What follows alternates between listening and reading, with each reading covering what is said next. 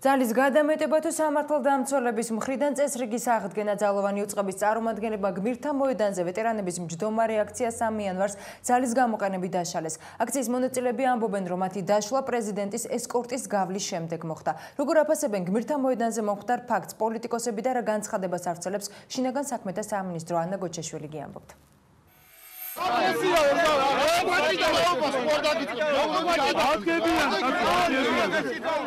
გმირთა მოედანზე აფხაზეთის ომში დაღუპულთა მემორიალურ დაფასთან ვეტერანების აქცია სამართალდამცველებმა ძალის გამოყენებით 3 იანვარს დაშალეს და აქციის 10-მდე მონაწილეც დააკავეს. დაკავების სპეცოპერაცია თითქმის 1 საათს გაგრძელდა. სპეცოპერაციაში მონაწილეობდნენ შინაგან საქმეთა სამინისტროს დანაყოფები, საპატრულო პოლიცია, სპეციალური ოპერატიული დეპარტამენტი, კონსტიტუციური უსაფრთხოების დეპარტამენტი და ასევე კრიმინალური პოლიცია. იყვნენ სამოქალაქო ფორმაში ჩაცმული პირებიც.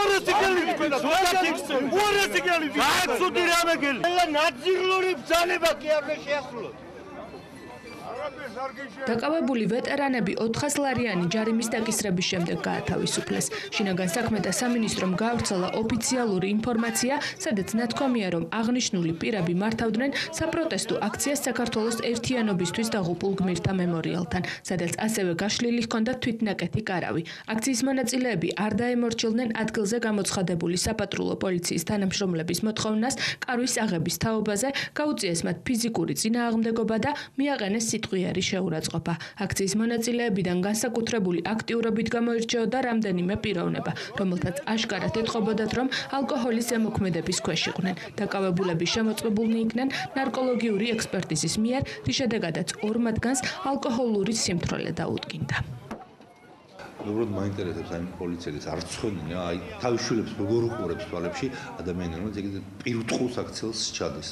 გმირთა მოედანზე სამართალდამცველების მიერ დაშავებულთა შორისაა ქართული პარტიის ისნის რაიონული ორგანიზაციის თავმჯდომარე ეკა მათიაშვილი. მას ფიზიკური შეურაცხყოფა შინაგან საქმეთა სამინისტროს თანამშრომელმა ოთარ გვენეტაძემ მიაყენა. სამინისტრომ მოგვიანებით განმარტა, რომ გვენეტაძის მხრიდან ადგილი ჰქონდა პოლიციის ეთიკის კოდექსის გათვალისწინებული ნორმების დარღვევას და ის თანამდებობიდან გაათავისუფლეს. ქართული პარტია 3 იანვარს მომხდარი ფაქტის სამართლებრივ გაპროტესტებას აპირებს. ამ ფონზე პოლიციის ძალადობა და მით უმეტეს სამოქალაქო ფორმაში ჩაცმული პირების ძალადობა, რომელთა ვინაობა ყველაზე ჯერ კიდევ არ არის დადგენილი, არის ცინიზმი გამოვლენილი ხელისუფლების მიერ და ერთი ან თუნდაც 3 ადამიანის გაშვება თანამდებობიდან არაფერს არ ცვლის ამ ადამიანებმა სისხლის სამართლებრივი წესით უნდა აგონ პასუხი.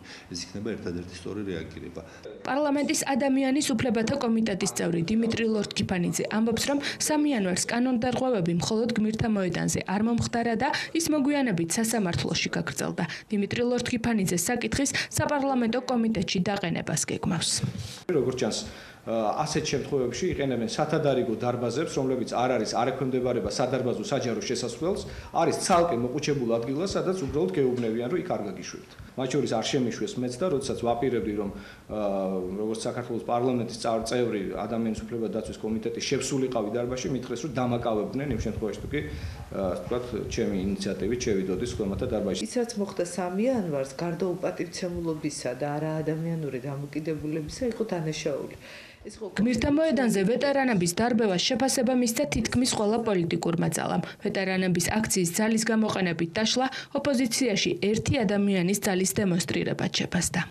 სააკაშვილისა და მერაბიშვილის გარეშე ამ ტიპის გადაწყვეტილებას ვერავინ ვერ იღებს დღეს ქვეყანაში, ამიტომ შემთხვევითი არ იყო ის, რომ აქციის მონაწილეებმა როდესაც დაინახეს დარბევამდე სააკაშვილის ექსკორტი, რომელმაც ჩაიარა და ამას მოყვა სწორედ რამდენიმე საათში უკვე პოლიციელების გაგზავნა და აქციის დარბევა, სწორედ პირდაპირ უკავშირდებოდა, როგორც ჩანს, ბათუმის ძალიან საზეიმო და მაღალ განწყობაზე მყოფი პრეზიდენტისთვის იმ უსიამოვნო კადრების დანახვამ, რომელიც მას დახვდა გმირთა მოედანზე, როგორც ჩანს, ამ განწყობას უფუჭებდა მას ეს კადრები. მართველი გუნდი ფაქტთან დაკავშირებით კომენტარს არ აკეთებს.